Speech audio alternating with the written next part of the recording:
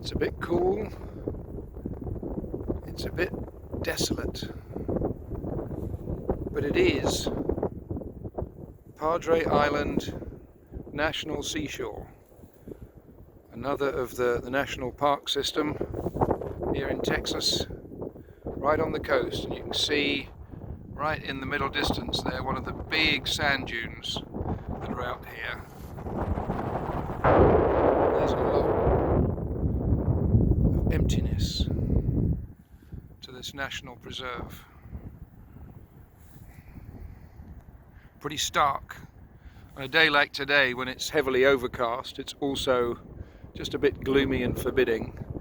But the main road is only just over there, so we're not far off the beaten track. Although it feels like, you know, we could be up in the middle of the Yorkshire moors.